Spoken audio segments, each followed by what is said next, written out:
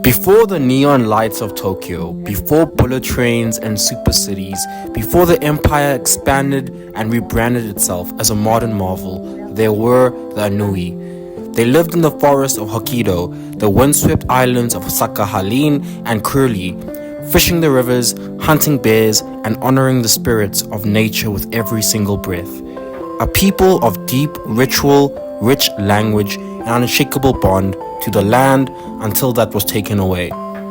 Their language muted, their names rewritten, their existence slowly and methodically forgotten. This is not just a story of a tribe. This is a story of erasure, slow motion. The Ainu are Japan's indigenous people, and they were here long before the idea of Japanese nation ever existed.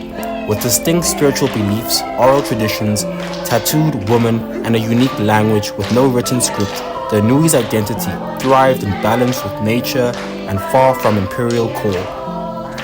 But in the 19th century, everything changed. As soon as Japan modernized and expanded during the Meiji Restoration period, the Ainu were suddenly declared primitive and non-Japanese. Their lands in Hokkaido were annexed, their hunting grounds seized, their culture outlawed. The Japanese government renamed them, banned their ceremonies, and forced their children into assimilation schools and declared them legally former Aborigines. By 1899, the Hokkaido Former Aborigines Protection Act was passed, a title soaked in irony. It didn't protect the Ainu, it buried them. Language was lost, tattoos faded, ceremonial bear sacrifices were banned. For generations, the Ainu were taught to be ashamed of who they were.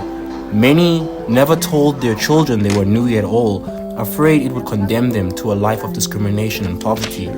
Japan's imperial machine didn't conquer the Ainu with guns, it conquered them with paperwork, propaganda, and silence. And yet, somehow, they survived.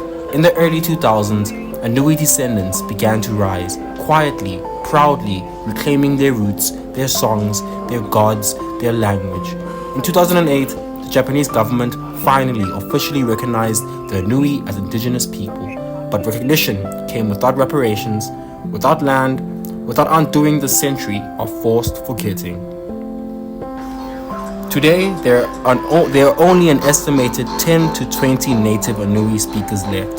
The culture lives on, but just barely, and still, many Ainu walk the streets of Japan carrying a heritage they are afraid to reveal. Because even now, invisibility feels safer than rejection. The Ainu were not lost, they were covered in dust by history written by others.